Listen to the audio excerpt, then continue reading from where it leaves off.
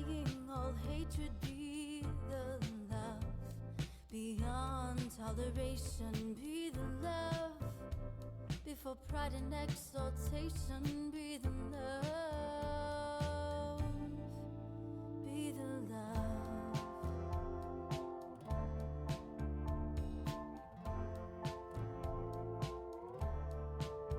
Be the hope. You are listening to Be the Love, transcending through the shadows into a higher state of consciousness. We are souls on the journey, opening up the conversation to heal, awaken, and connect ourselves and the planet to a higher vibration of love frequency. It starts with you. Everything you need is within you. This is your time. I am Stacy Musial. And I am Sam Fernandez, and we are your co-hosts at Be the Love podcast. Thank you for tuning in and ascending with us. Hop on board the Ascension bus. Hello, and welcome to another episode of Be the Love, transcending through the shadows. I am Stacy Musial. And I am Sam Fernandez. And we are your co-hosts. And I'd like to invite you, if it feels safe, and I'd like to invite you just to take a moment to get centered with us. So begin to take a deep breath in through your nose and out through your mouth, releasing anything that is keeping you from being present. And take another deep breath in through your nose and out of your mouth. Just breathing out anything you are ready to release. Take another deep breath in, breathing in peaceful, calming, loving energy. And just breathing out any last bit of tension or areas of discomfort. Just feeling your body as a whole. And just connecting yourself with the breath in this present moment. Remembering that you always have your breath to come back to. And thank you. And we'd like to welcome today our guest, John Rhodes. John is the creator of Awakening the Heart, a spiritual training program designed to liberate authentic self-expression and lead the pathway into the new consciousness arising on planet Earth. He teaches Ascension Science, extended spiritual anatomy, and assists private clients through quantum field remote healing transmission to reach their highest frequency expression potential. Thank you for being with us, John. Thanks so much, Stacy, for having me on your show and your beautiful meditation and centering presence. Yeah, really nice to be here. Thank you. It's such a pleasure. And so tell us a little bit about how, what brought you to this work? Yeah, so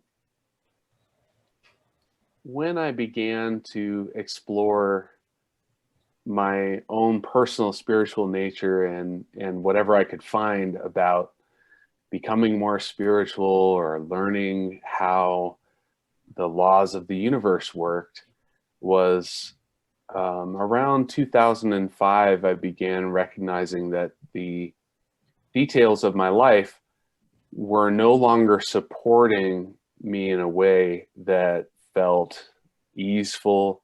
I felt like I was always running into walls with every choice that I made. My relationships weren't going where I wanted them to go. And I really wasn't experiencing the expansion of life that I wanted. And I just recognized that I needed to make a big shift in order to realign myself, to give myself a chance to learn what I needed to learn to live the life that I felt that I really deserved to live. So that's what really got me going. And I had always had a strong sense of purpose from around the age of 10, when with hindsight, I kind of looking back, recognize like, oh man, I was 10 years old and I got the soul purpose download. Strangely enough, watching a live rendition of the musical Cats, sort of a funny detail, but it just sort of, it awakened in me the awareness of an inner light that human beings can shine into the world, and an experience of how the transmission of that light to another transforms their experience of themselves and of the world around them. And while I took that experience and ran with it in a lot of directions, around 2005, I realized, ooh, I'm going the wrong way with this. I have to turn around and reorient myself to figure out what to do. So that led me into, I went down lots of conspiracy rabbit holes. I went into lots of meditation processes, exploring yoga, and trying to see if there was a way that I could understand the hidden aspects that we can experience in our world. Like at the time, it felt like trying to learn the secrets about the universe, and right around that time, the book The Secret about the law of attraction was just coming out, and I remember that being exposed to that, it kind of blew my mind. Oh man, I can create my own reality. Like, whoa, okay. I'll get on this ride for a while. So that's what drove me into the process a lot more deeply, and I kind of went from there. Oh, so it sounds like you really, like when you were 10 years old, just getting that download. And so what was that like for you at that time in your life? And how did you know that was your sole purpose?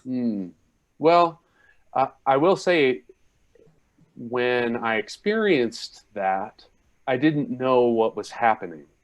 I certainly wasn't aware of an expanded aspect of self that I now refer to as the soul. Of course, I'd heard of soul, like soul music, and I knew what it was. It's like there's this feeling inside where everything is like deeper and everything is closer to feeling in harmony with who we are and what we are. I knew that feeling existed, but I didn't recognize what was happening in me as a purposeful experience. It was simply more of a feeling and this is something that I explore a great deal in the work that I do, is it, and others may have experienced from other modalities, where the innocence and the perspective of a child is really where we want to get to when we are conscious adults. We want to be able to find that place where our innocence can be expressed without all this sort of like conditioning and ideas about who we're supposed to be or what we're supposed to do, so that we can find that authentic joy. So when that was happening to me when I was 10, I was just completely centered in my own joy. Like, I love playing soccer, like I was into running around in the grass because I liked how it felt on my feet. I liked how it smelled how the smell of the grass was, like grass stains. And I love the feeling of my body being able to just like run around. And oftentimes when we become adults, we get really separated from those inner motivational drives that we have, those inner impulses. And I'm not saying that we should do everything because we like the smell of grass stains, but there is an inner drive that arises in us in relationship to the life that we're experiencing. And the degree that we're able to allow that into the world with a sense of innocence is the degree that our soul purpose can manifest into the world. So you know, as a 10-year-old child, I didn't have any thought about, I didn't have any mental construction around, oh man, I just found my soul purpose. But when I got older and I heard about the possibility of there being a soul purpose, I was like, oh man, I got to find my purpose. I got to figure out what I'm here to do. Because I always had this strong drive that I was supposed to, but I never really knew what it was. I got to know what it is. And I spent a number of years, maybe probably 7 or 8 years, focusing on that question on to some degree or another. And when I recognized the vibration of soul purpose in my experience, I was like, oh, I knew this the whole time. It was in there the whole time. So it's more of a recognition of what I am from my current perspective, looking back as a 10-year-old, that I was just living it, you know? So really for me at age 10, it wasn't terribly significant. At age 30, let's see, I think I was 2014. I must have been like 34, 5, 6, almost 35 or 36. Having this experience of an awakening into heart-centered perception, and then recognizing the vibration that lives in that space, and looking back and saying, wow, I've known this vibration my entire life virtually.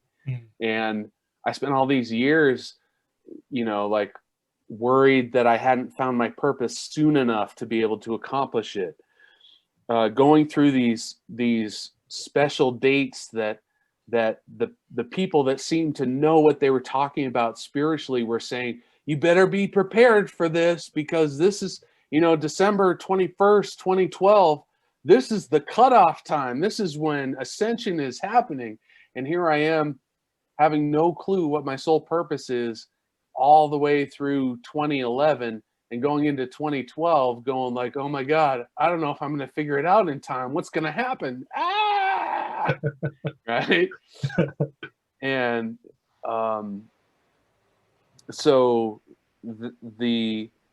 that experience really of needing to find the answers, of needing to understand, it really set the stage for me to develop what I feel very resonant with as a purpose from my greater self. And that purpose is experienced through a series of contrasts, you know, that feeling of not being enough, of not knowing myself, of thinking I don't know myself well enough, and then of going through a process of recognizing, oh, it's just me. It is my beingness that is the purpose of what I'm here to do and to be. And this idea of not being ready, of missing the train, right? When it's time to get on the train, of missing that moment, that really just dissolved into this presence of being that is so delicious. Like I'm like right now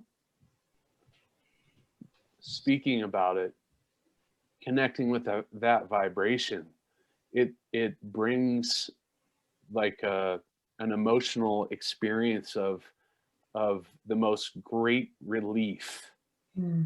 And I often experience like a little bit of like tearing up around that feeling of being connected to that space, because that's home. That's the presence of that's the, at least a portion of the presence of I am, of what I am. When people speak about I am presence, meaning I am everything. I'm a part of all there is. It is a part connecting to that vibration. It just like can sometimes be pretty intense for me still.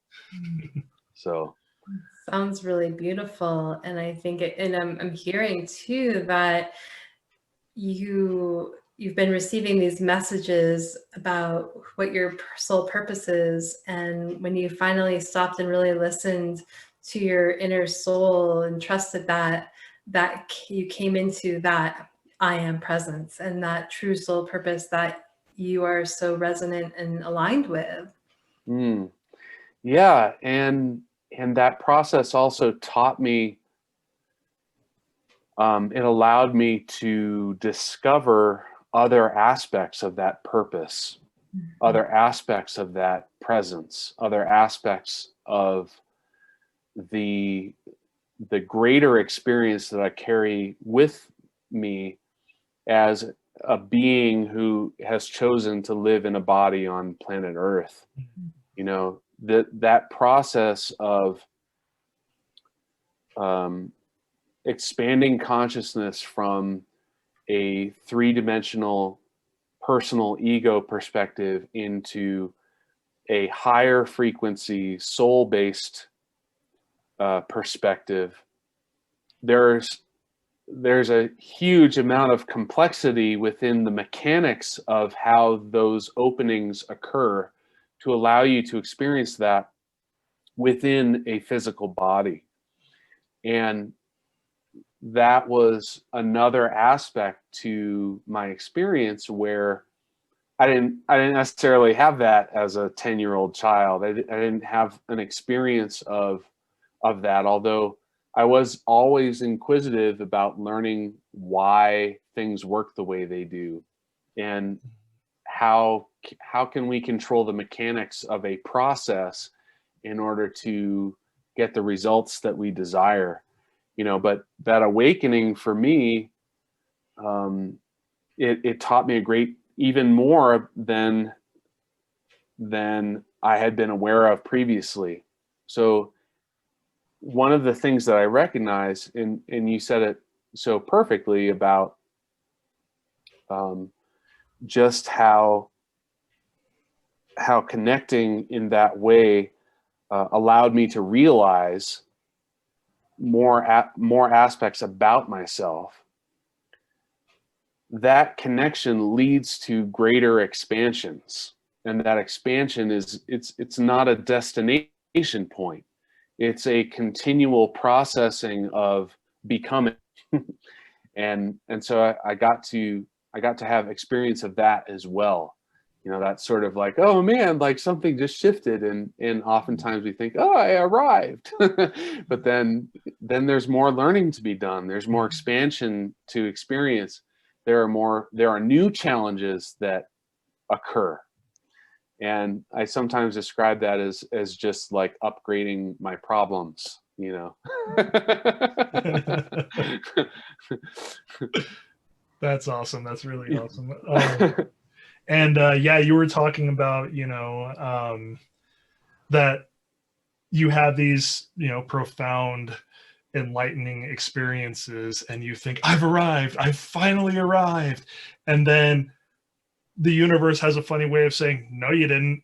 Check this out. You know, Yeah. here's another layer, or here's something else you have to learn, or something like that. And I know for you that one of the things that you are learning and studying right now is Ascension Science, right? Yeah. So could you just kind of tell us a little bit more about that, what it is? I mean, I'm not really familiar with Ascension Science, so if you could just Okay. kind of, yeah, just give us a rundown of that. Yeah, I would love to. Thank you. Yeah. So this word ascension, there are many sources for it in our collective understanding.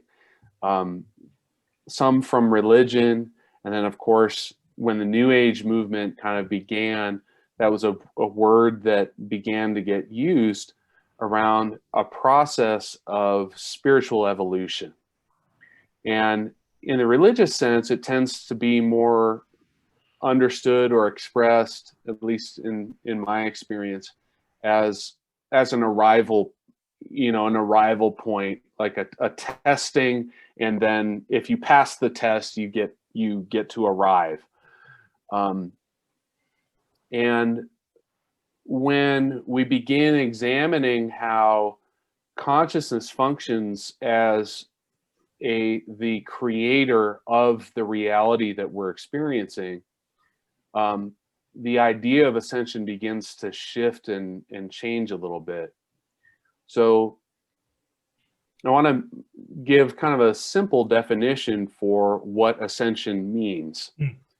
And reality is vibrationally based, meaning even science has already proven that all aspects of our reality have a vibrational aspect to it. And every vibration has a frequency. That's simply a measurement of how quickly the amplitude and the length of a particular vibration. And a frequency can be very, very low in nature, or it can be very, very high, and everywhere in between. And we experience our reality based on these frequencies. When we see color, what we are seeing is the differentiation in the frequencies of the light bands that our eyes can process. Same thing with sound. Same thing with touch. And every aspect of our reality is really governed by this. So our entire understanding of our three-dimensional world, a world that has space and distance, up, down, sideways, all of these dimensions that we're familiar with from a spatial orientation, these are effects of the frequencies that are present and that are perceived by our processing system, which is our biological human body. We're able to process certain frequencies through our bodies. Ascension is a process of shifting the frequencies that are being metabolized by the biological beings from a certain frequency bandwidth to a higher frequency bandwidth. And when I teach this in my programs, I talk about a dog whistle. Does a dog whistle make a sound? Well, to most human beings, no. At least we can't perceive the sound. But dogs can hear it for sure. It's a higher frequency that their biological systems are able to process and deliver the information about to their brains. The process of ascension is the process of when we're talking about humans, the human biological system becoming capable of processing higher frequency spiritual energy that becomes available based on our planetary position within the galaxy. So that brings up one more point that I wanted to share, is that the galaxy is in a state of consistent and constant vibration. So there is always energy present. Even science is trying to figure out what dark matter is. It's this energetic signature that doesn't appear to have any manifested physical reality, but they know it exists based on their ability to measure the effects that it produces. And so there is always energy present in our galaxy. And as we evolve, we become more and more capable of perceiving these different energies. And when we perceive new frequencies, that makes our reality look differently than it has previously. So, ascension is a process of moving from a frequency bandwidth into a new frequency bandwidth that allows for new possibilities. So, from this perspective, graduating high school is a form of ascension. Going through the various rites of passage of our human society, whether it's getting a job or starting your dream career or getting married or having a child or simply moving to a new location. These are all forms that can be experienced as a portion of an ascension. Now, you asked about it from this perspective of, okay, here's a spiritual concept that people are talking about. So what is this concept that people are talking about? What is the ascension of the planet, and why are people talking about, oh, let's all ascend together? Okay, so the solar system is connected by a series, well, I should say the entire universe is connected by a series of solar emanations. So these are energetic frequencies of consciousness. And our sun delivers the life force energy that allows planet Earth to transform that energy into manifested biological life, whether it's plants, animals, insects, fish. Water is a form of life consciousness on our planet. That energy is metabolized by all biological beings, regardless of how it is ingested. Human beings have learned to ingest solar energy by eating plants, animals, and fruits, primarily, and grains. But human beings can develop different ways of metabolizing this solar energy. You may look at the various arguments around vegetarianism and stuff like that, and you can see like a gorilla. This is like a massive being that we are very related to, having these huge muscles and like strength that is like 30 to 50 times greater than a human being in some instances. You know, they're getting strong like that, eating leaves. And like, you know, you think about a human biological system like doing that, and a lot of people kind of raise their eyebrows like, oh, you can't get that strong eating, you know, leaves that way. It's solar energy, and our bodies are designed to metabolize it in different ways. But so that life force energy that comes from our sun also is being projected throughout the galaxy by the central sun of our galaxy. And then the universe also has a central sun of our universe that delivers life force energy to all of the galactic centers. The galactic centers deliver life force energy to all of the solar centers surrounding that. And then on our planet Earth, the inner sun is the core of the Earth. It has an iron core that is in a molten state. If we were at a vastly lower density or lower frequency, we could experience the planet Earth very similar to the way that we perceive our own sun. And it may appear vastly differently if we were a one-dimensional being, as opposed to being a three-dimensional being, which is what we are and have been on planet Earth for thousands of years. So these degrees of connection to life force energy, when those life force energies come into particular alignments, which happen as the galaxy slowly rotates around its axis, these varying alignments deliver different degrees of frequency from those galactic to solar centers to the planetary center. And then all of the living beings on the planet are going to experience the changes in frequency that occur based on those alignments. So what an ascension is a planetary ascension, is a possibility of a planet to increase the frequency that it receives and metabolizes to allow for new possibilities of life upon its surface, right? So from an ascension standpoint, the planet Earth is the one who is ascending. And as human beings on planet Earth, we are both the antenna and the recipients of those internal changes that the planet is going through, because each of us is energetically connected to the earth.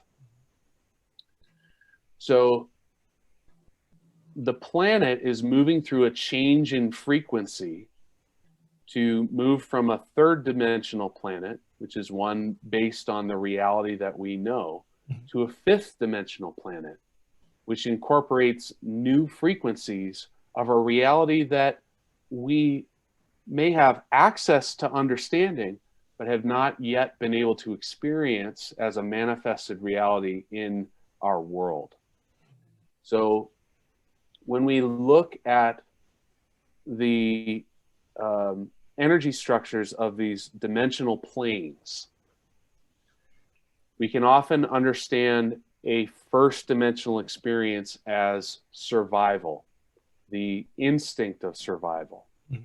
We can understand the second dimensional experience in varying perspectives of partnership, where one and one come together for a common goal. So this is second dimensional. It can also be competition based, meaning one and one come together to compete with each other over the resources needed in order to survive.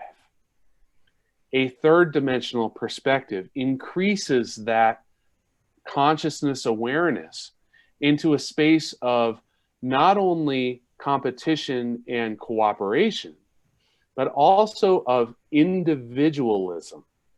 And when you look at history, you can see these periods of, particularly in Western society, it seems terribly obvious, although all societies have elements of this on our planet. Mm-hmm. The movement of from a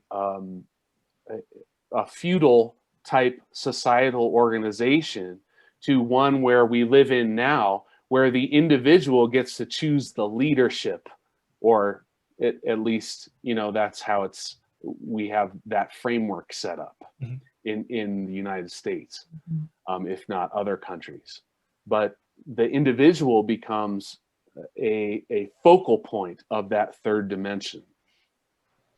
When we move into the higher dimensions, they tend to encompass ideals that we may have from these lower dimensional perspectives.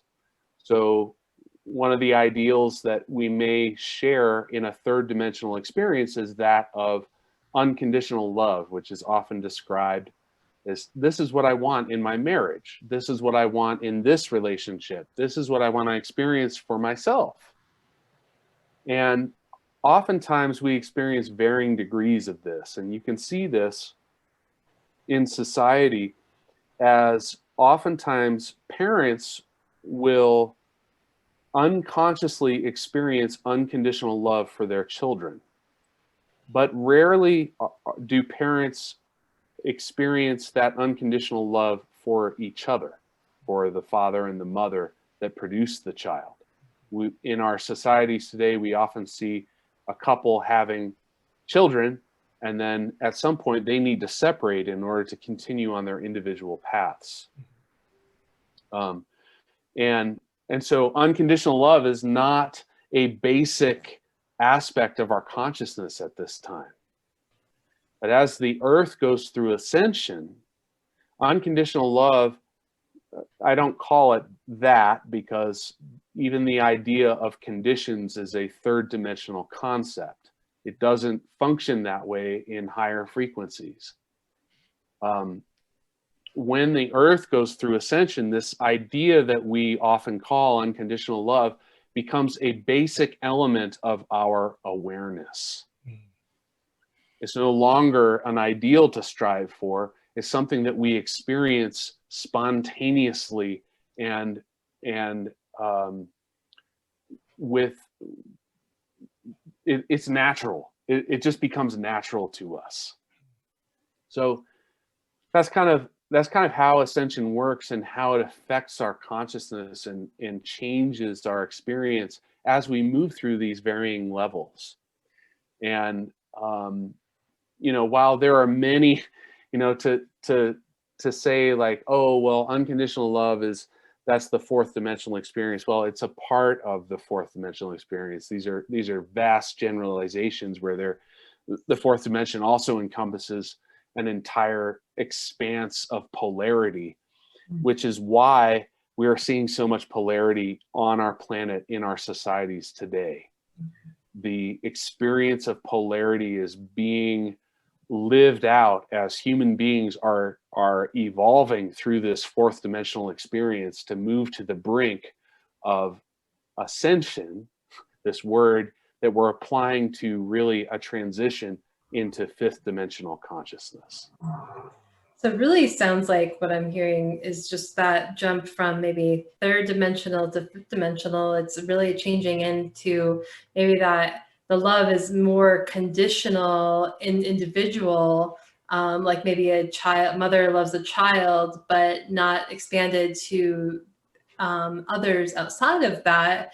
But moving into the fifth dimensional realm or dimension is more about that. Really that maybe that more of a oneness kind of love, being all encompassing. Yeah, so many of the spiritual teachers in a variety of religions, philosophies, and faiths have been recognized for the degree of loving presence that they have. Teachers like Jesus, Muhammad, the Buddha. These teachers have come to the planet and have been able to express a degree of love for other human beings, for the planet and the other living beings that we share it with, and for all that is at levels that seem almost inaccessible for many human beings. And from that fifth dimensional frequency, the idea of conditions being a portion of love is completely gone. The idea that there are conditions required for an exchange of energy or an exchange of attention, that completely disappears. And what we have instead is the abiding presence of the energy of the universe, which is actually love. The creational energy of the universe is love. Most human beings experience love through their emotional bodies. And so we relate to the experience of being loved and of giving love in an emotional way. And while from this other perspective, it's not as if it is disconnected from the emotions, but the energy itself is not made up of the energy of emotional experience. It's an energy that exists in a state of utter neutrality and utter acceptance. That love of a mother for a child, most people are familiar that it really doesn't matter who that child grows up to be. It is not going to stop that mother from loving them. There are not conditions in that state. And the idea of conditions being there doesn't even make any sense to the mother. She might say, I can't imagine a single thing that my child could do that would stop me from loving them. It's like, it just doesn't happen. However, the person that they had that child with could do all sorts of things that would cause that mother to choose differently. And that may be because of the emotional experience that they're having together. So, yes, that energy of love that has been expressed by many spiritual teachers throughout history, and I mentioned, 3 out of probably thousands or more of people that we could point to who were these incredible examples of loving presence in the world. But that becomes a natural experience, like a default experience of being able to love humans just like you would love a child. So how might someone start to begin to activate that energy of third dimension into the fifth dimension? Is that something that happens naturally? Is that something they need to work at? What Yeah. has your experience with that been? Yeah, that's a great question. In the process of ascension, it is important to understand that one of the laws of the universe, the law that leads to our understanding of the law of attraction, I call the law of resonance. What that means is that all vibrations are attracted and repelled from each other based on the degree of resonance that they have for each other. As each vibration is unique and individual, we might think, how can we ever attract something that's like us if we are actually unique? Well, vibrations that are separate from us have the capacity to either amplify the frequencies that we are made of, or they have the capacity to depress. And so when humans are experiencing, they feel really down about their life, maybe they have a job that they don't appreciate, or there are relationships in their life that are very challenging, what is happening is the vibrations of those outer aspects of reality are depressing their natural vibrational frequency. And the feeling that it doesn't feel good is simply an awareness that their natural frequency is being depressed, repressed, suppressed. There are many different versions of this that can occur. And so from this standpoint, human beings that live on an ascent, first of all, ascension with incarnated biological forms, as far as I understand it, has never actually been attempted or accomplished before. Or it may have been attempted, but it never got done. Usually what happens are things like pole shifts, like huge cataclysms happen, and then the the planet goes through an ascension, and then there's a remanifestation of life in the new structure.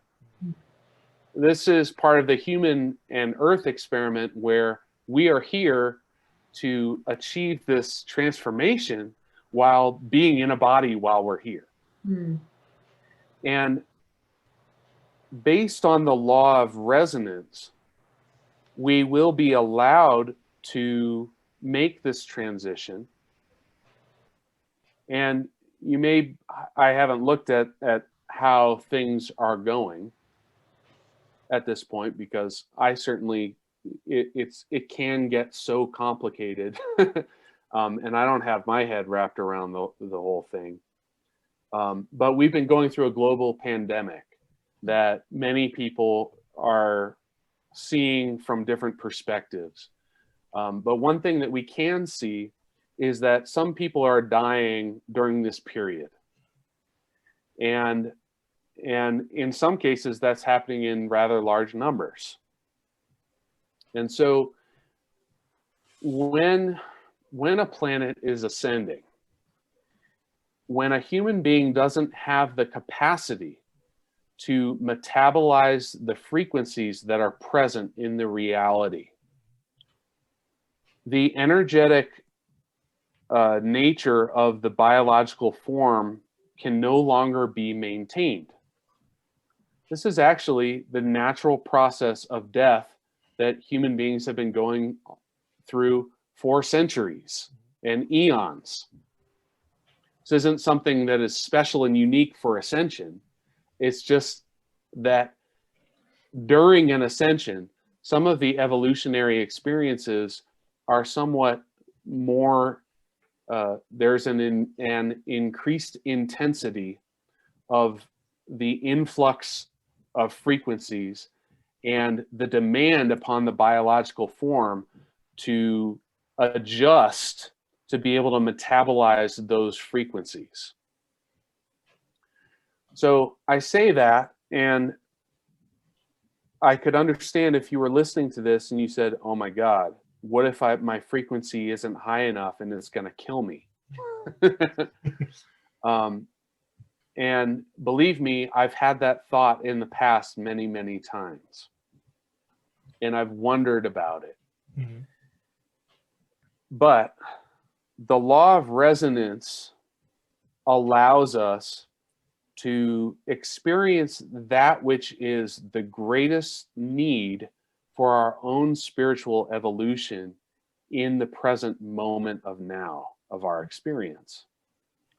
And so from this perspective, the idea that in order to survive the ascension process, we've got to do all this stuff and like wrangle ourselves open and spiritually evolve in ways that we don't know how, and you know, none of that stuff is going to affect your pathway in the way that we would think. We're not going to achieve the result of, okay, I survived the ascension. That isn't really how it works. For many, many human beings on the planet right now, their capacity to hold and metabolize higher frequency energy is in most cases much greater than people are aware of. So even if you find yourself trapped in negative thoughts, trapped in negative situations, trapped in negative relationships, all of these problems that we may experience as the antithesis of spiritual evolution, these are not indications that you are not ready to move through an ascension process of accreting higher frequency into your biological form. All they are is indications of the degree of resonance that you have with your own true nature. When you begin to move into resonance with your own true nature, that means going within, following your heart, understanding your impulses, taking action based on what brings you joy rather than what brings you pain. Accepting yourself as you are with all of the experiences that you have, and giving your attention to the aspects of self that have not had enough. That sounds go ahead. Yeah, all of those steps are bringing you into more resonant vibration with the truth of who you really are. And as that process continues for you, when people are, in the coming years, there may be people who experience an increase in the number of challenging experiences. And those experiences are designed to bring awareness to the areas of our lives where we are not in resonance with who we truly are. So when we're having those negative experiences, it's essentially an invitation from the universe, from the divine unified field, to say, hey, maybe it's time to see if I can make some changes to honor the being that I truly am. That So sounds cool. beautiful. It sounds really like, it's not about where the thoughts are, but where you're going to take them to, and honoring your process, honoring who you are in this moment, and maybe even bringing in some of that self-compassion, self-love, and really starting to honor that, those maybe, shadow sides, that the dark energy or the emotional stuff that keeps us stuck. So when we can finally feel all of that and heal that, we can truly transcend that, so we can move into that ascension process a little bit more smoother. Yeah, absolutely. We see so many things from a polarity perspective.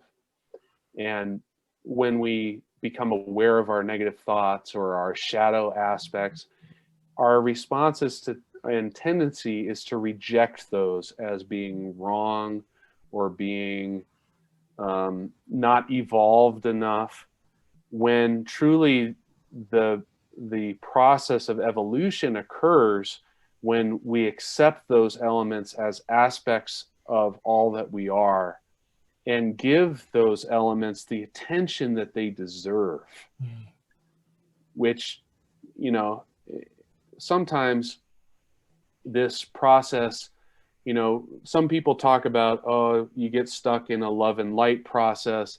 Some people talk about some other, you got to be real and like do the shadow work if you're really gonna, you know, these are ways of seeing how we relate with our inner selves, and allowing more space for us to be who we are is really going to allow those parts that we may judge as negative, or those parts that may cause negative results or harm others inadvertently or purposefully, as that may be coming out too.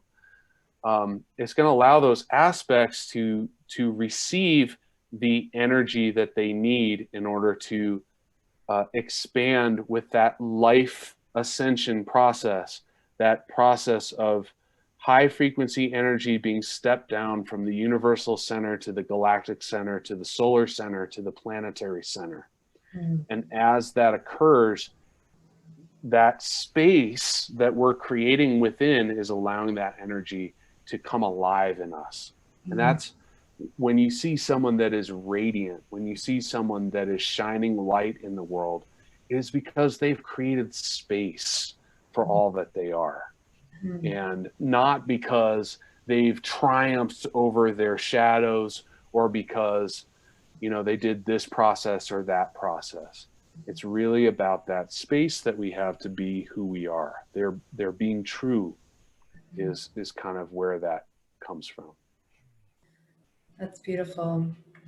And so you talk a little bit about, or you mentioned like being just the creator of awakening the heart. And so can you tell us a little bit about what you mean by that? Yeah, absolutely. So when we are born, we come into the body and begin developing these layers of consciousness.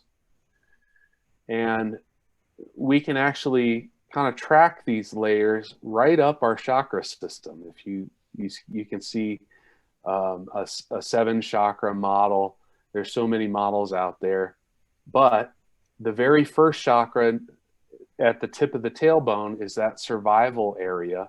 And we experience that as our unconscious awareness. This is what we are in when we are born. This is why most of us don't remember that moment, because our energy structure in the body is just that unconscious layer.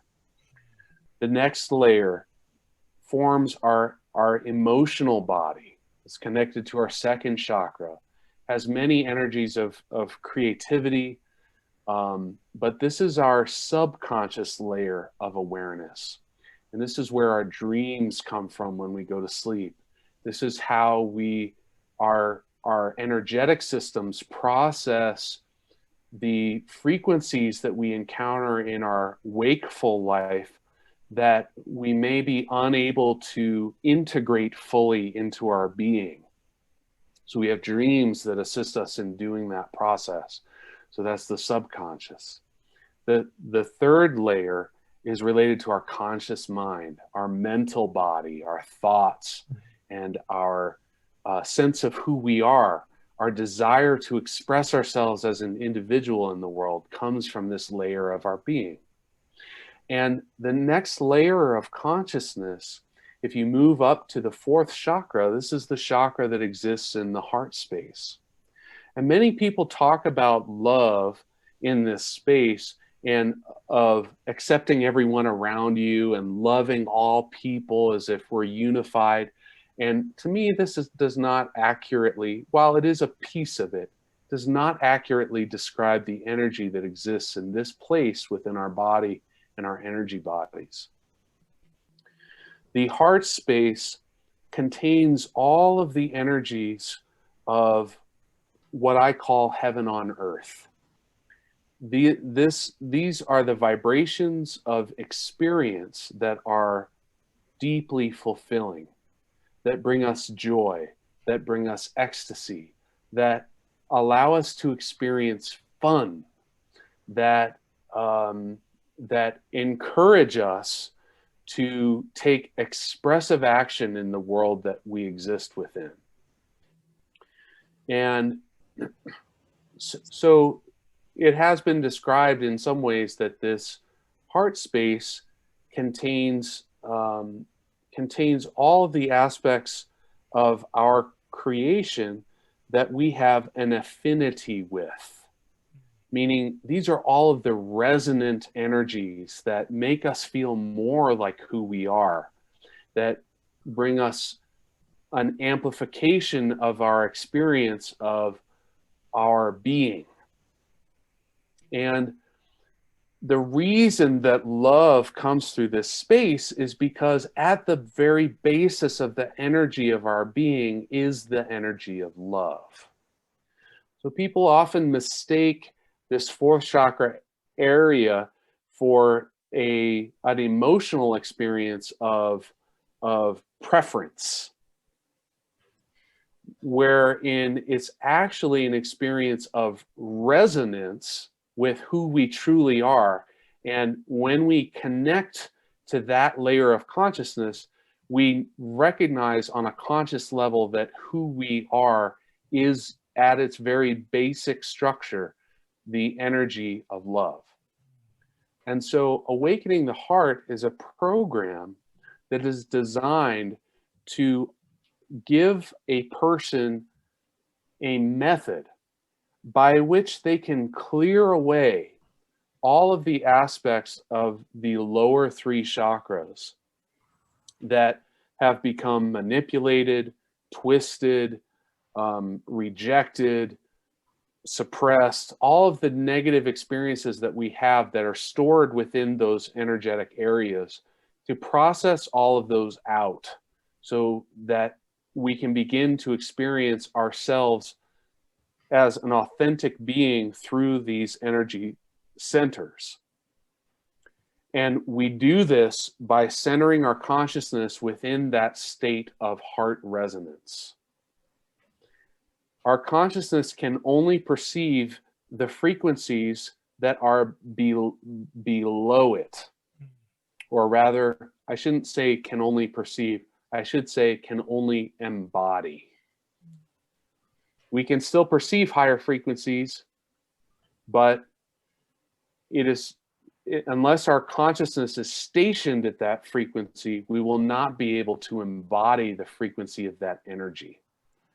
So when, for instance, in the previous example, a mother has unconditional love for her child, her consciousness is partially stationed in that heart space. And she has generated energetic connections between her embodiment and her child's embodiment from that place. However, the connections often, this isn't in all cases, but often the connections that that woman has with the father of her child are generated from a lower chakra. So a lower frequency of experience. It's not a worse frequency, it's just a slower vibrational frequency, right? So sometimes it's more challenging to maintain a connection when the going gets tough from those places. But with the child, with her consciousness stationed up in her heart space, when the going gets tough with the child, it never stops her from experiencing the resonance that she has with the love for her child. So moving into that space is in allowing your consciousness to expand, to bring that degree of resonance and to amplify it in an everlasting expansion of loving energy with your own creation of heaven on earth, by creating the relationships you desire, by creating the expression in the world that you desire, by creating the experiences that you desire, by experiencing the fulfillment that you desire. So that's what the work is for. And when the full heart awakening, if we were to draw lines, you know, all of these models they're just models. If we were to draw lines in this model, when the heart is fully awakened, your consciousness will be stationed within the fifth dimension. And that may be a lifelong process for human beings throughout this planetary ascension. It may be centuries of experience throughout this planetary ascension. I don't have those answers. I don't know how it's going to go for every individual, but I do know that's how the mechanics work. So it sounds like it's really about the journey and moving through that journey, not necessarily getting to that destination of, oh, I've arrived at 5D, now I'm saved. It's about moving through what we're going through right now as a planet, as an individual, as a community, to really begin that ascension process and tap into that energy, tap into the energy that's already within. Yeah. I mean, the human potential is so extraordinary. We live in this amazing time where many people are able to begin to open up the possibilities for their lives. And it's really beautiful to see it happen in anyone that I've experienced it with. No matter how that journey is unfolding.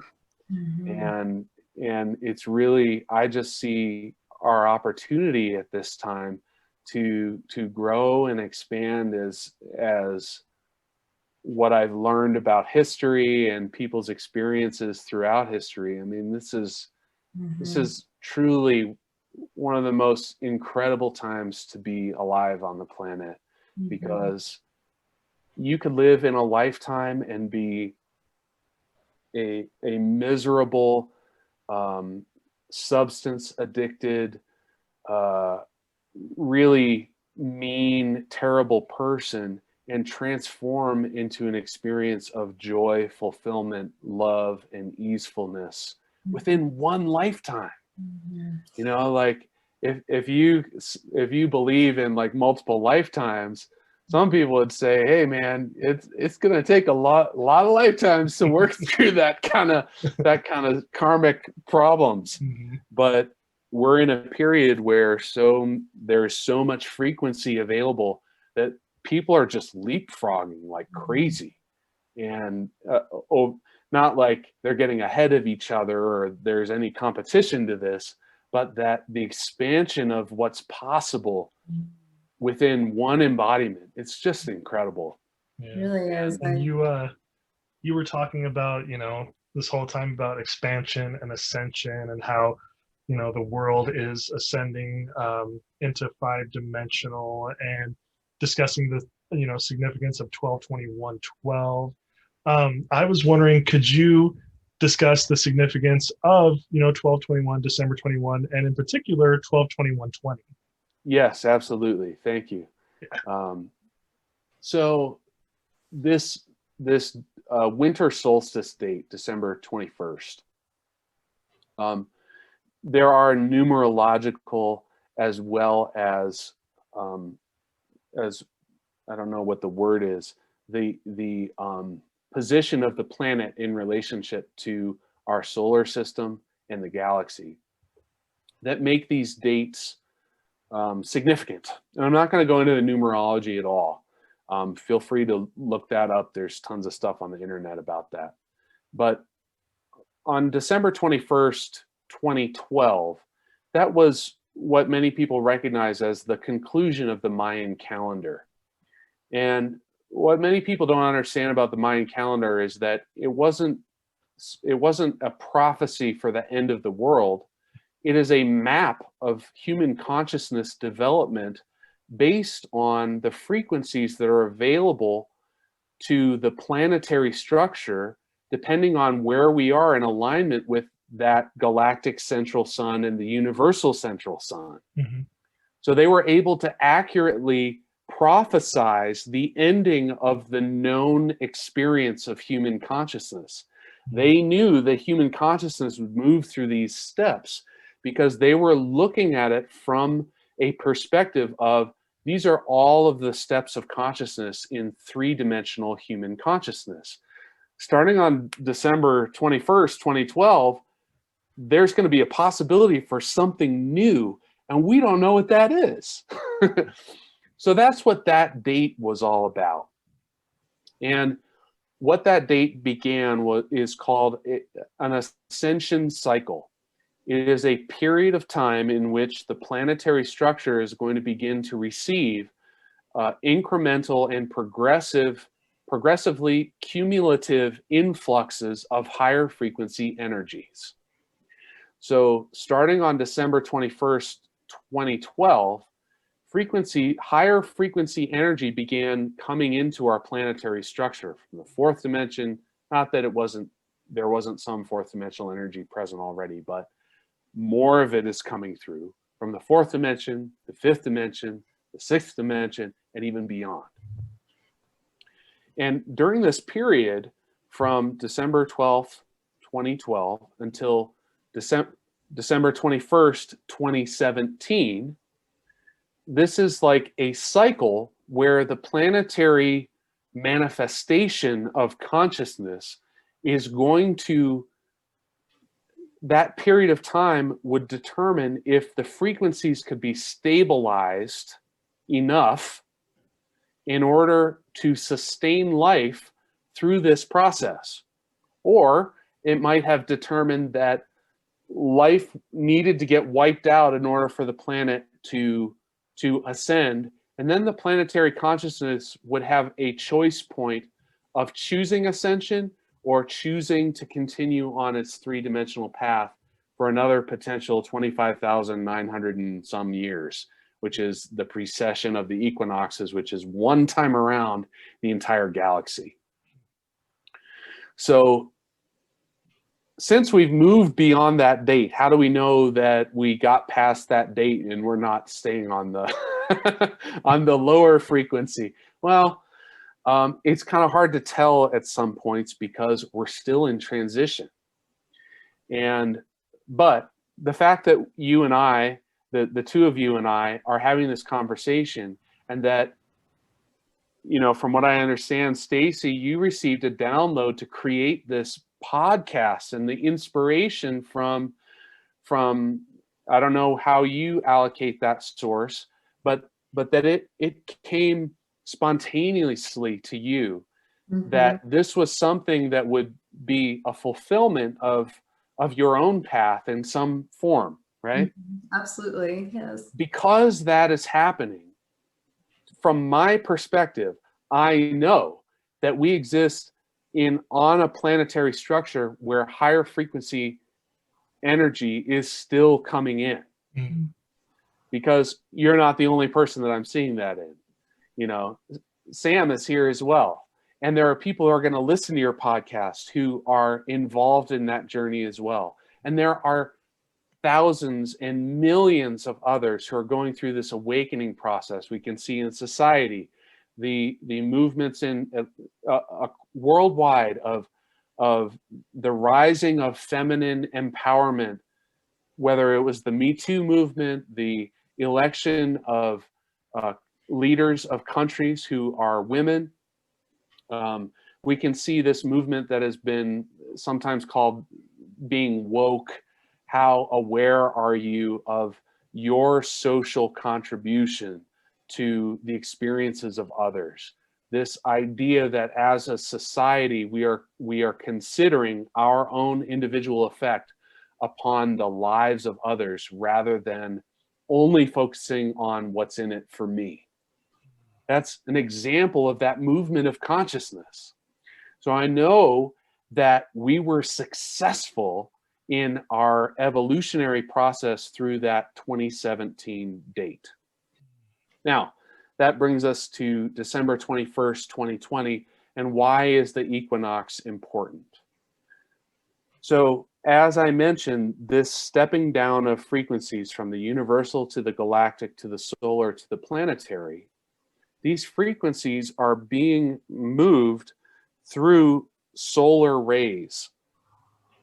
And the equinoxes, the solstices are the times when our planet, at least the southern hemisphere right now, is receiving the highest degree of solar energy that it's going to receive during any given day.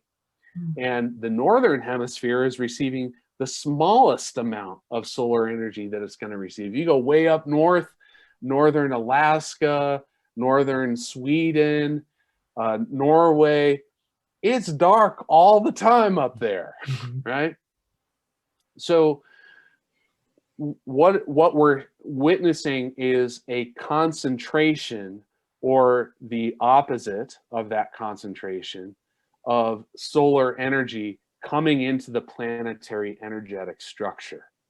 So the winter solstice is actually somewhat significant for us here in the northern hemisphere, because the southern hemisphere is receiving this massive influx of solar energy.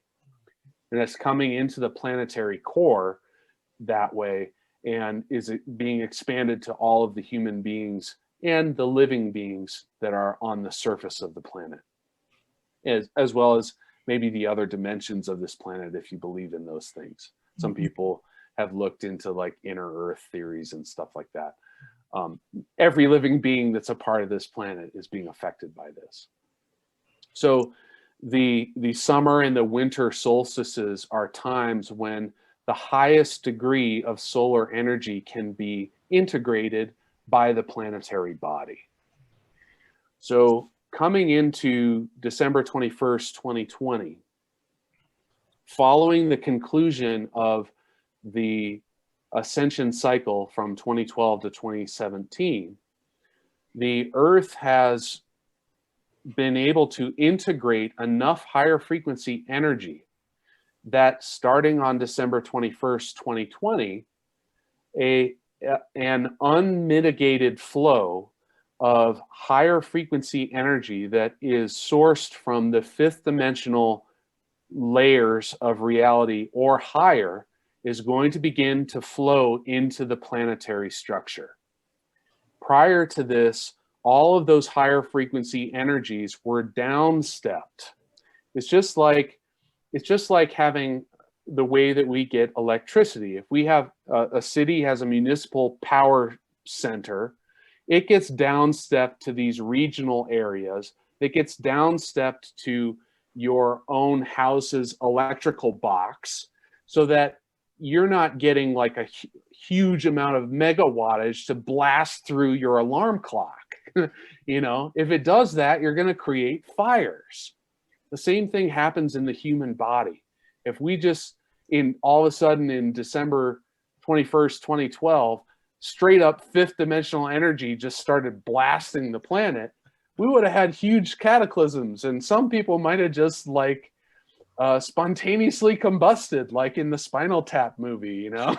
like I always laugh about that movie, because like here's this drummer, he's just having so much fun that he just like spontaneously combusts. Well, he just like got a little too much spiritual energy moving through him for his body to be able to handle, and he just vaporized, right?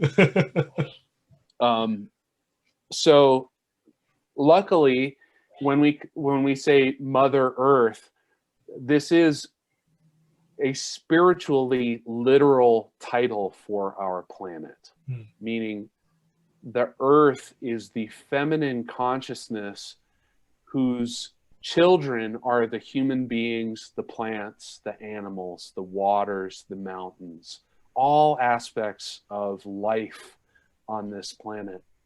And the planetary consciousness is not going to allow a frequency that is too great for its children to experience. So going through these stair-step process in this ascension evolutionary process was necessary. And we are reaching a time where the planet Earth is capable of integrating and processing all of those higher frequency energies in a way that can deliver it to each of us as human beings without blowing us up, without blowing up our societies, without destroying the planetary surfaces entirely. Now, I'm not saying that some of our human creations might not crumble. We've already been seeing how things are changing, how our healthcare systems have been challenged in a way that could cause it to crumble. Some people are predicting that Bitcoin or similar blockchain types of finances are going to take over and our financial system will crumble.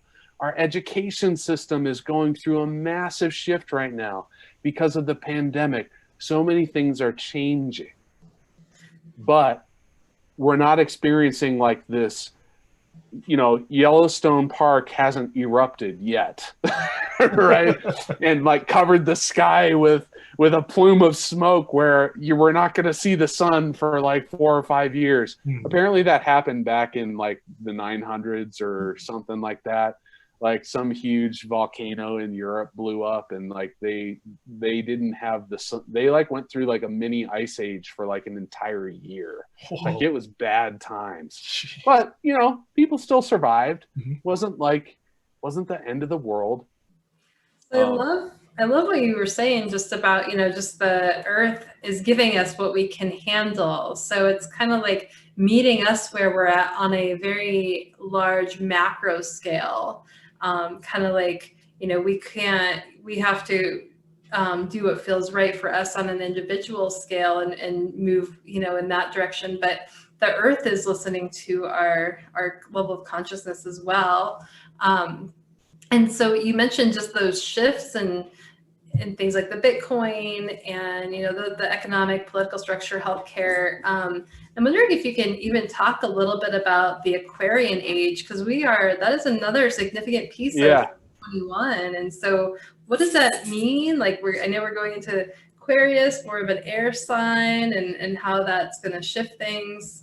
So you can talk so the Aquarian age, back in the 70s, the musical Hair had a movie, the Broadway production had a song about this is the age of Aquarius, the dawning of the age of Aquarius. And as you may know, at dawn, you can see the light coming over the edge before the sun peaks up, right? So back in the 70s, when we were going through these social movements about love everybody and peace and love and all that kind of stuff in the 60s and 70s, that was kind of like the dawning of a coming age. And I'll talk about what that is. December 21st, 2020 is when the sun peaks over the edge. Now, what does that mean? We're moving into a new age. We've been in a Piscean age for a couple thousand years. And many people may be aware that the symbol for Jesus is a fish. And in fact, there's stories about some of the miracles that he created in feeding people with fish and other types of things. Some of this can be interpreted as symbolism about the consciousness age that was present at the time that he was here to assist with. And when the planet moves into these different alignments with the consciousness solar energies of the universal galactic structures, the relationship of the planet to all of this energy can be traced through the stars. And so when we go through from one age to another age, oftentimes there are shifts and movements that happen in the planetary consciousness or of the human beings that live upon it. The yogic system, actually, there are very detailed ways of tracking the movements of what are called yugas. This would be similar to an age, which is a period of time where the solar system is moving through an area of the galaxy that has a particular vibrational frequency. It's kind of like if you were on a long road trip and you're going from one side of the United States to the other. You're going to go through areas like the Smoky Mountains where it gets all foggy, and you're going to go across the plains where it's all cloudy all the time, and you'll go through deserts where it's just dry and sunny. This is what our planet is experiencing moving through the galaxy. So when we move from one age to another, it's kind of like the weather is changing. The environment that we exist in is going to change. And that environment is determined by the vibrational frequency. Now, according to many different sources, whether it's yogic or astrological, the idea of the Aquarian age, the new age is prophesied and expected to be a golden age of consciousness.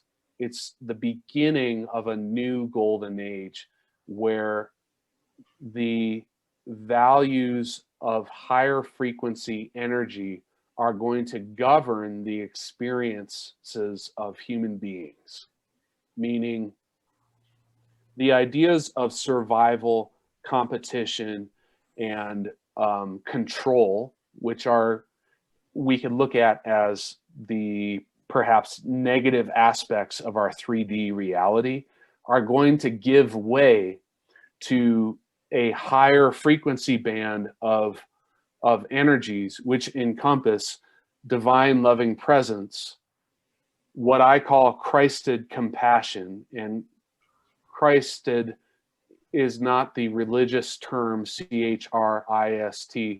It is a term spelled Kryst, which relates to the emanation of source consciousness into manifestation. So divine loving presence, Christed consciousness, Christed compassion, which is an experience of what we might call unconditional love for others as self. And then the next layer would be unity consciousness. And unity consciousness is a layer of experience that human beings are completely unfamiliar with, because we have been stationed in a state of experiencing ourselves and others as individuals and like self and other. In a unity consciousness state, there is no other. And so the needs of others is experienced as the needs of the self. And so in unity consciousness, all beings move together as one. This is exemplified by, if you follow people who channel entities from higher realms, a very famous example would be Esther Hicks, who channels an entity conglomerate that has been named Abraham. And that name Abraham is specific to Esther Hicks. That name comes from Esther Hicks. It does not necessarily describe the being that is being channeled, but that being operates in a state of unity consciousness for certain. So when you hear Esther Hicks, for instance, saying we, when Abraham is referring to themselves, that is one of the indications of unity consciousness. Not to say that they may not branch off from time to time or make different choices, but that in those statements, they are resonating within that frequency of unity consciousness. So those are the three that the coming age will usher in. The divine loving presence, which is unconditional love of self, and therefore the recognition of love within others. The Christed compassion, which is loving the self as, or loving the other as self. So that is a level of compassion that most human beings don't experience, although there have been examples of that in some of the leaders who have been present in our world. And then the unity consciousness. And that's what those are my beliefs of the structure.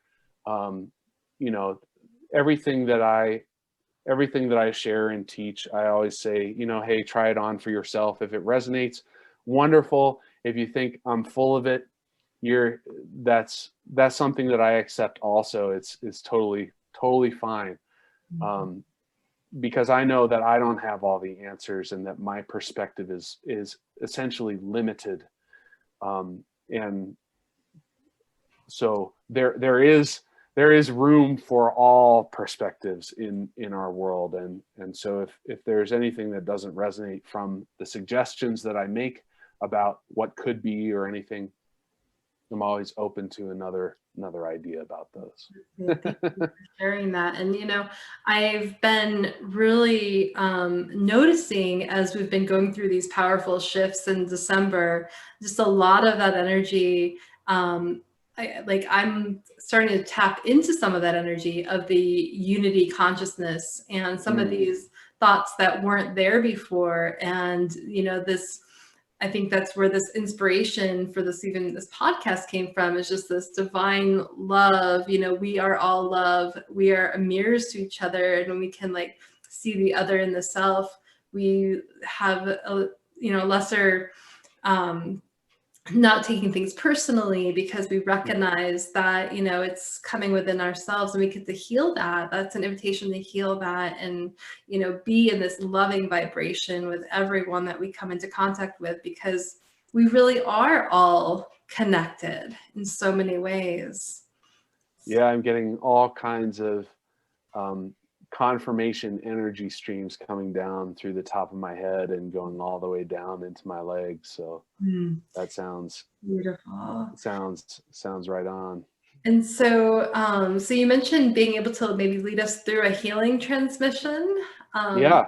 That's something that you can maybe tell us a little bit about, and then, lead us through. Yeah, absolutely.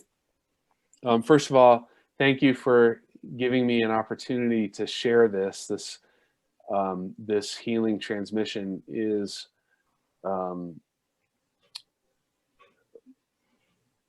it is an aspect of something that I have received, similar to in a similar way, at least, as, you know, your inspiration for doing this podcast and the opportunity to move into spaces where we can access higher frequencies. So I appreciate an opportunity to reach people that I wouldn't have otherwise if we had not come into contact and been able to share here. Absolutely. It's a pleasure having you share your. Yeah. So the a healing transmission is a deliverance of a frequency program. And what I mean by that is that when a frequency pattern is created from the unified field,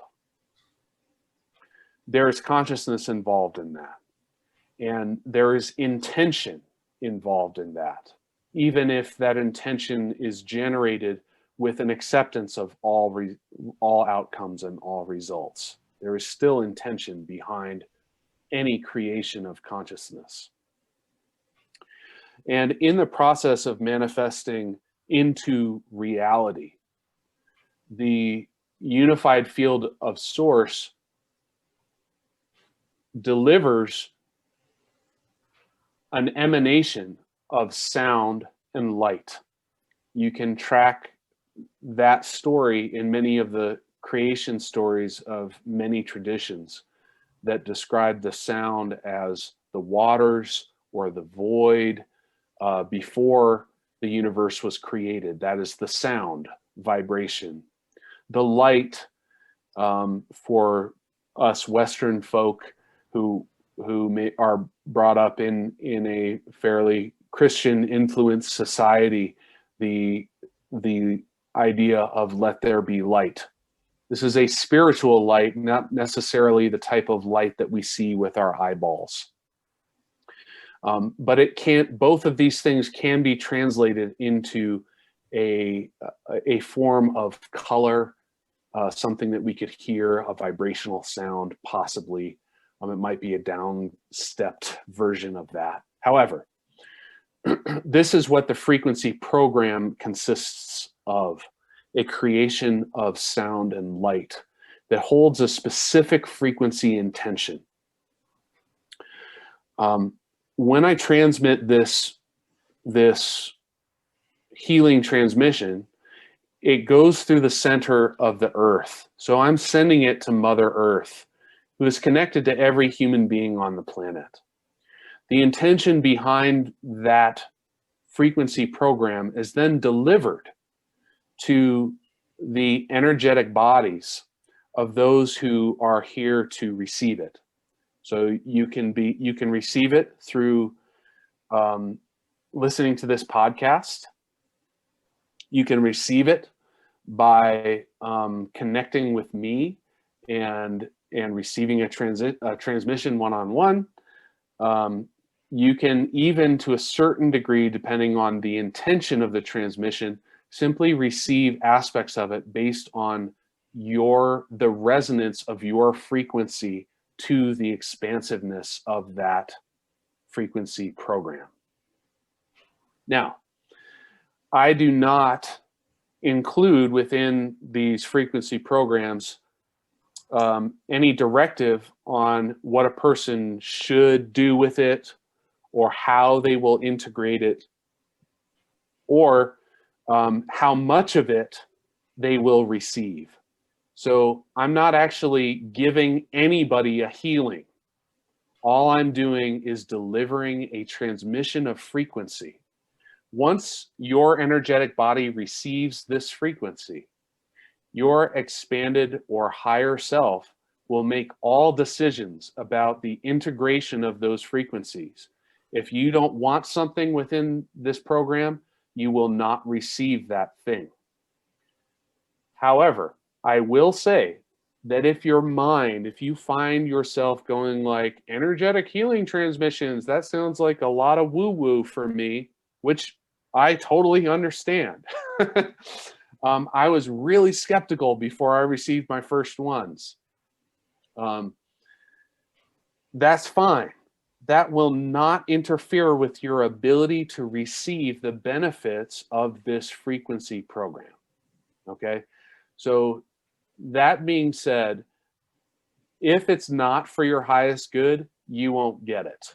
Okay? So this can only benefit you. And even if you want it, but your brain is going like, it's wandering all over the place and going like, I'm not feeling anything, I'm not getting it, blah, blah, blah, blah, blah. That has no effect on your integration of the frequency, okay? So I want to say those two things. There is one more aspect, and the way that I share this transmission is I'm going to speak a command out loud. This is a manifestation of my intention to deliver the transmission in the form of sound that my embodiment is capable of producing within this frequency bandwidth we exist within. And because of my speaking out loud, of my engaging that vibration into the reality that you can listen to, it's putting into the quantum field the programming of this frequency. I could also do this silently, but especially if it's a first time of receiving, it can assist a person with hearing the frequency of the intention. Along with this command, I'm going to say I will be saying some words that may sound like nonsense. When I received the frequency intention of this particular frequency program, there was a message included from an entity that exists as a guardian of light within our own solar center, the sun. And this guardian of light identified himself as an aspect of a dragon collective.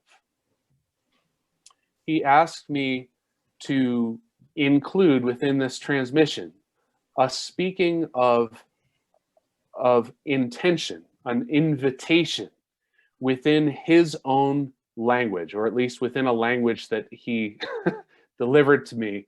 And it doesn't take very long to say. I spent quite a long time like hearing it and writing it and like checking, is this right? And then I'd have something wrong, and kind of refining it until he gave me the claws up. If that's the cat, I don't know if he has claws. Anyway, I will be repeating that 6 times. As far as what you will experience, you may experience no sensations. You may experience temperature sensations within your body. You may experience tingles like getting goosebumps. If you're really sensitive, you may move into a state of seeing images. There are other ways to experience this. Understand that however you're receiving the frequency, it is being delivered to you through your most authentic self. So it is the best way for you to receive it in this time. The integration of this frequency takes time. It is a higher vibrational program. And what that means is that it will take time to filter down from the higher layers of who we are to become integrated into our bodies.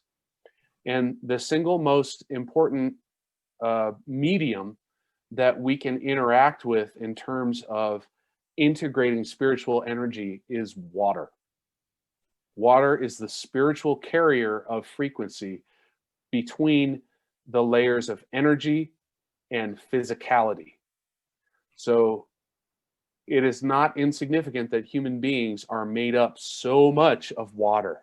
We are spiritual beings in nature, and that water helps us to integrate all of who we are.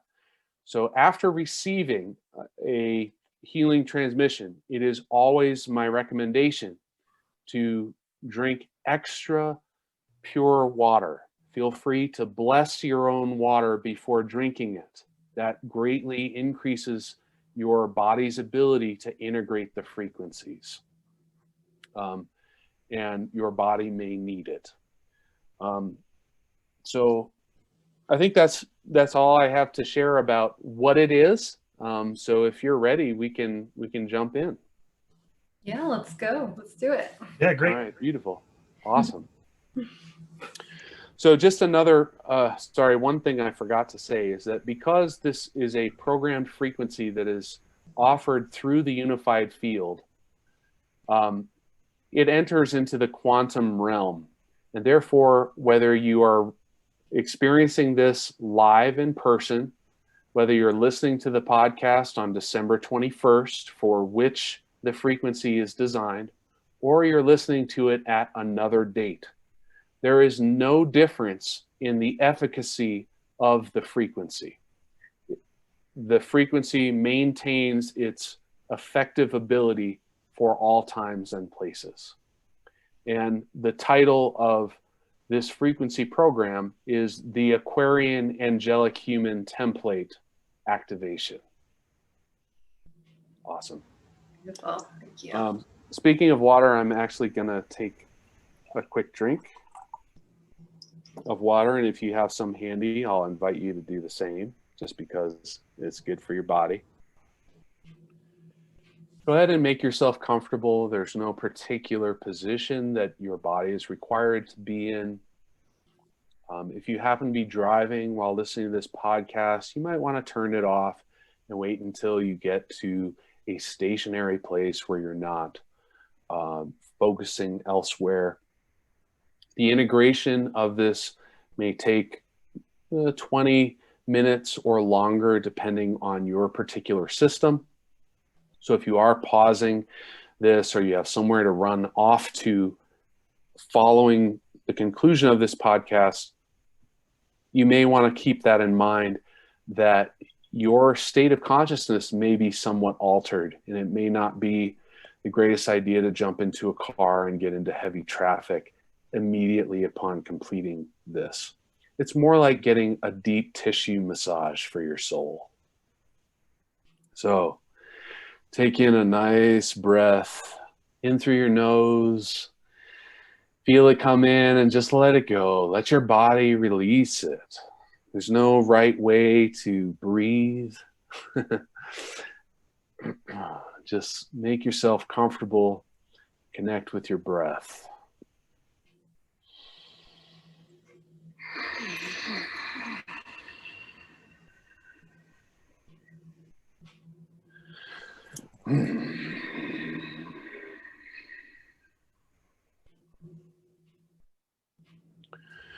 I'm being reminded right now to share with you the invitation that I will be speaking in the solar language from the Dragon Collective in English.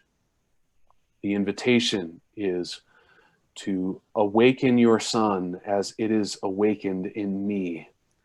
As you shine the light within, I become you as you become me. So that's a translation of the invitation that I will be speaking as part of the integration with this Aquarian activation of your angelic human template.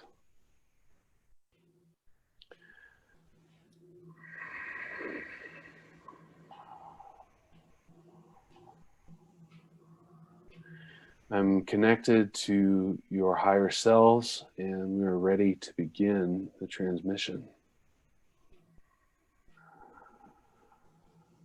It is commanded, in the name of divine loving presence, and by the golden liquid realms and alchemical powers, that the Aquarian age angelic human DNA template overlay is activated for each person here, releasing all lower frequencies of density that are no longer serving their highest good or are preventing the manifestation of their personal heaven on earth, or of realizing the divine nature of their authentic essence and sole purpose in the best possible way for them, and in resonance with divine order and their higher self now. Ta Asia into Doe.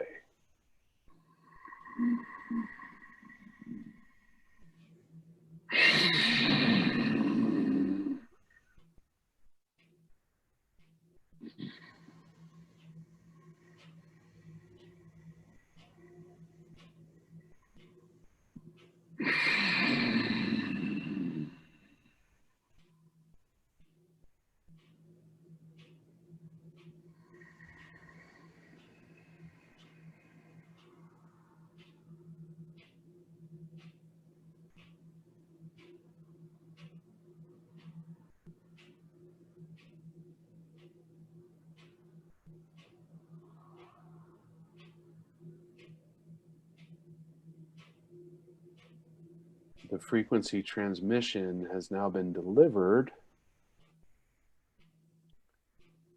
and is processing.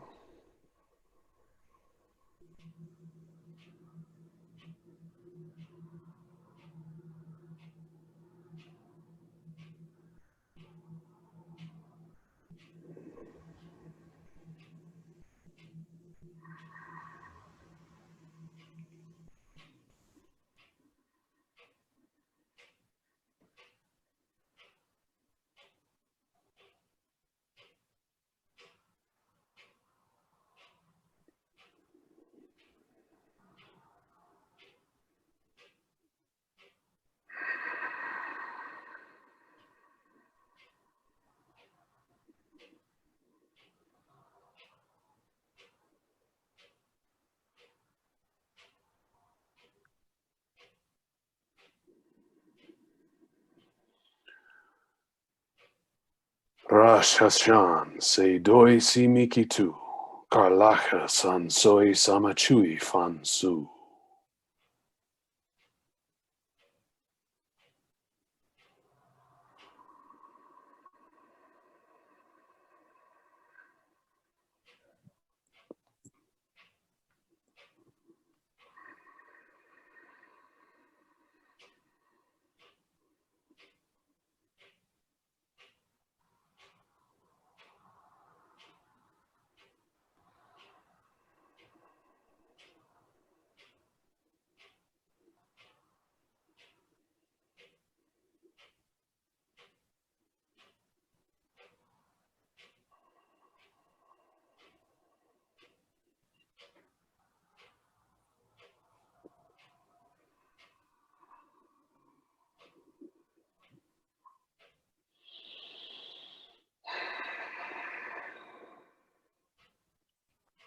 Some of you may be experiencing some bodily discomfort. Feel free to move your body if that sounds inviting.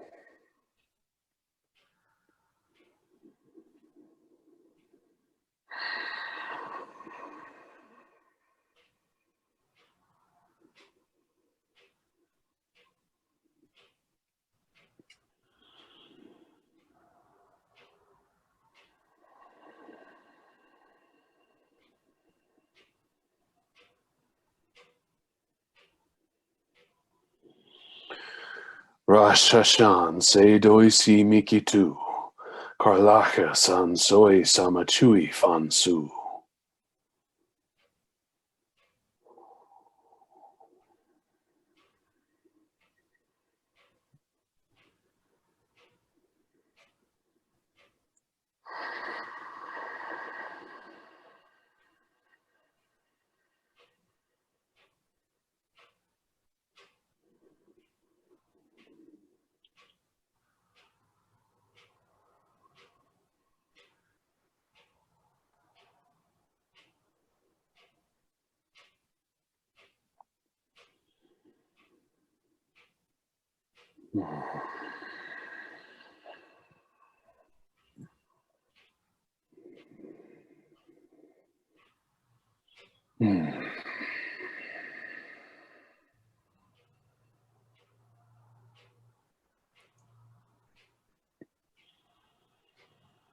Rosh Hashan se doi si miki tu.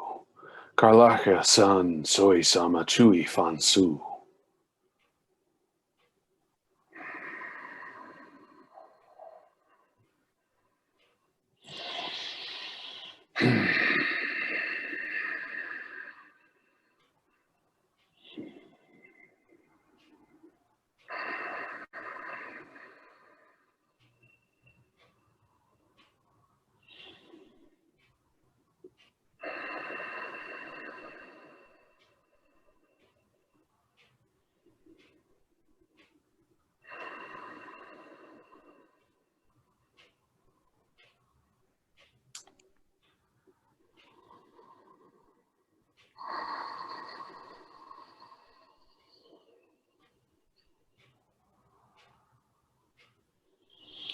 Rosh Hashan se doi si miki tu. Karlacha san soy samachui fan su.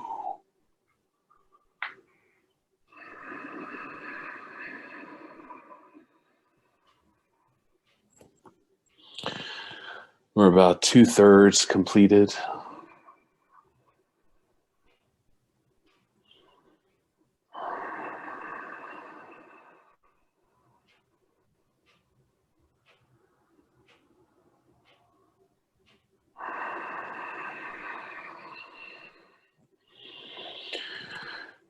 Rosh Hashan se doi si miki tu. Karlacha san soy samachui fan su.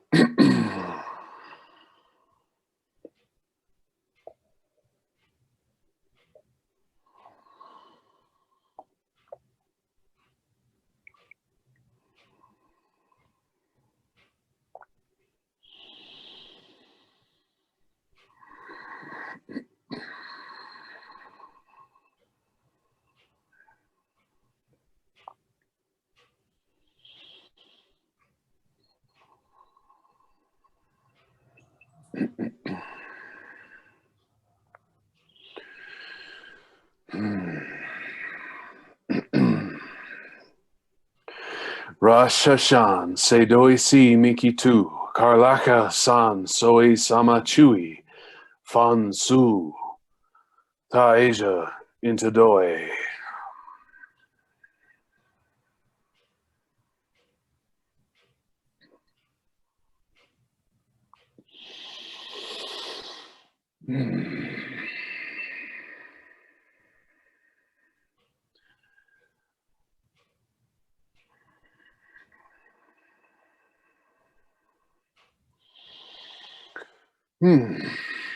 The activation has moved fully into the quantum field. It is completed in terms of this transmission. Just allow yourself to breathe for a moment. You will continue to receive the frequencies that are for your highest good from this transmission during the hours, days, and potentially months ahead. For some, the benefits may continue to be integrated for years.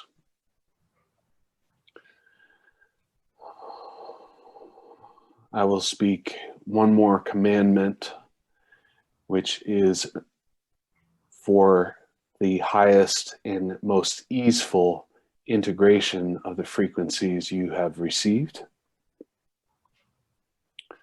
It is commanded in the name of divine loving presence that new templates, new infusions, and new golden streams of Christos Sophia consciousness, in resonance with the clearings and activations completed, are integrated in the best possible way for each person here from their higher self now. Ta Asia into Doe. And you can simply imagine, visualize, you can feel a golden stream of liquid light descending into the top of your head and filling every cell within your body with golden light. This light is of your own pure essence, amplifying who you truly are, bringing to you the love of the greatest aspects of your own individuation of source consciousness, assisting you with integrating the new frequencies in the best possible way for you.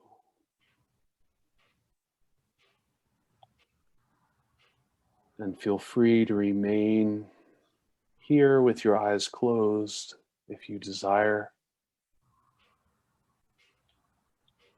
When you're ready, feel free to open your eyes. Come back to the room that you're in gently. Have a drink of water if you feel thirsty.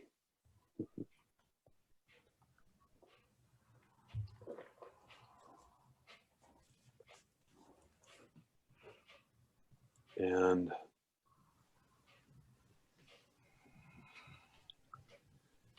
may the new possibilities for the experiences of higher frequency, meaning the experiences that are more resonant with your true self, be capable of coming into your life in the most easeful way possible. And this activation has made the potential for embodying your fifth dimensional manifested consciousness through your physical body. Your own pathway toward that embodiment is, of course, unique and perfect for you. This activation is an energetic assistance to clear away that which does not resonate with the truth of who you are, and to assist in the easeful integration of the new energies that your body will be integrating and using for the creation of your experience now and in the future. That was beautiful, John. Thank you so Thank you, much. John. That was amazing. I thank you. I Thank you for receiving. Mm. I would love, if you are interested in sharing, I would love to hear about your experience. Absolutely. Yeah, my experience was, I mean, I just felt this vibrational energy just pulsating through my body. So I just felt that energy shift. It was really profound. So I'm very Beautiful. sensitive to energy. So I just felt that. And yeah, it was just a beautiful. Wonderful. Yeah, and Thank you. when you said that the transmission has been received and is now being processed, I felt the top front of my head just start to tingle, and it slowly moved all the way back. Like it was basically the entire crown, and I just felt that. And right at the beginning, I saw in front of me, and I really don't know what it was, but it looked like it was completely like this steel circle with this like orange ball in the middle, and it almost looked like a doorway, but it looked like a UFO, but like in a doorway. It was pretty cool. That is awesome. All of these, there is a light and color manifestation of these frequency transmissions. And oftentimes when a person is able to perceive something of what you're describing, what you're seeing is the visual. What's happening is your energetic system is translating into a visual representation of the frequency that you are receiving and experiencing. And there is a process where these transmissions can be delivered purely through visual, light codes. You can just look at it and it goes kind of through your eyeballs and the pineal gland. What you were likely doing, Sam, is you were receiving those energies directly into your pineal gland, and that was translating for you a visual image of some of the frequencies that were happening for you. So cool. Yeah, really, really cool. Really cool. I do want to say too to all you guys that are listening, if you if this resonated with you, if you saw something like me and Stacy did, and you want to share, go on our Facebook page, throw some comments down. We would love to hear all of your experiences through this, because if it was anything like mine, it was really just incredible and profound. So thank you so much, John. That is so awesome. Thank you for the invitation. And if I may, just to share a little bit of my own experience, because I get to experience it too along with you. Not your experience, but I get my own experience, right? I was able to see like the waves of how this frequency is not only affecting those who receive this transmission, but how it serves to turn the light on, so to speak, with those that you will come in contact with also. Not that it's necessary for you to, learn how to do this or like transmit it to others, that's expected of you in any way, but just through your own beingness, your effect on the vibration of others. I was able to see how there are lights turning on, and it was like, if you've ever seen those like videos from concerts where like there's a guy in a band on the stage is like taking a video of the crowd, which is all dark, and suddenly like these lights like turn on, it says people turning their lighters on or whatever. But for me, the lights themselves were these massive structures of blue, like aquamarine blue colored energy that were like these templates of consciousness that were then integrating into the embodiments of each person. So it's like a visual representation of it's sort of ironic that we say ascension, because a lot of what happens is actually a movement of descension from the other perspective. So that was what I got to kind of watch while all that was going on, and it was pretty awesome. While both of you were talking, I was getting all this stuff, all these like the tingles going up and down, and just a lot of sensations happening along with it. Cool. Wow, that sounds incredible, like an incredible experience as well. But yeah, I definitely would love to hear what other people's experiences are as they listen to this. And John, I'd like to tell our listeners like where they can find you, how they can work with you, and maybe something that you're working on right now, or something that you're hoping to do in the next what you're currently up to. Absolutely, yeah. So currently I offer the main program that I offer is an 11-week course, which we discussed, called Awakening the Heart. I have another program called the Rainbow Bridge Ascension Training, and that's a study of sacred geometry and Merkaba mechanics that I did last year around a series of particular dates. So if that kind of like piques your interest and you're curious about that, we can get in contact and discuss more of what that's about. I do offer one-on-one transmissions for people who are seeking that.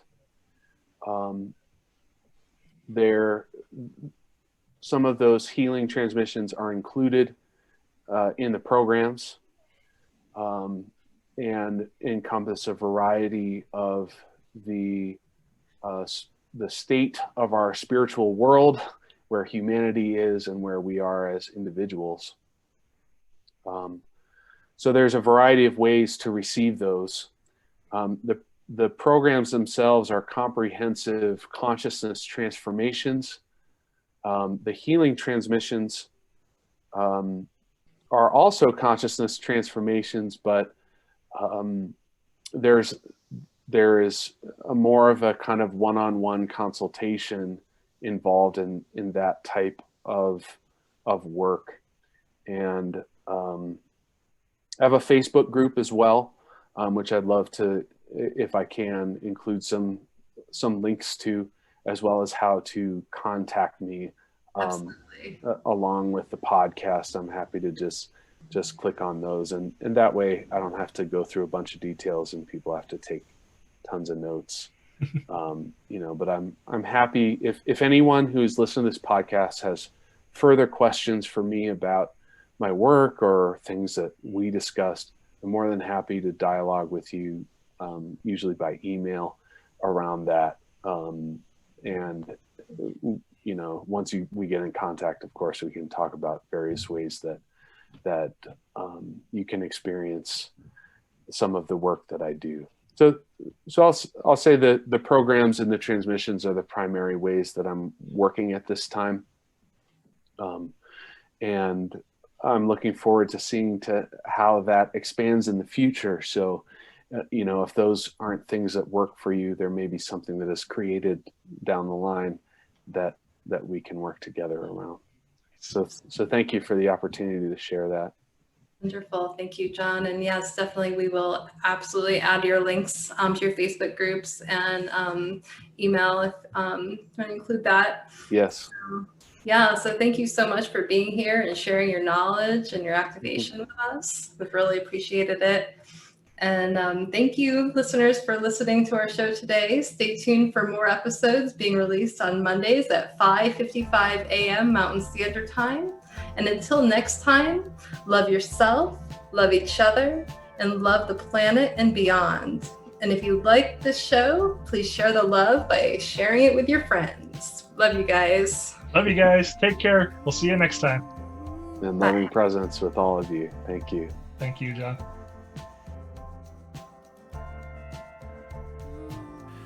Thank you, Heather Lynn, for providing us with your beautiful song to accompany our show, Be the Love.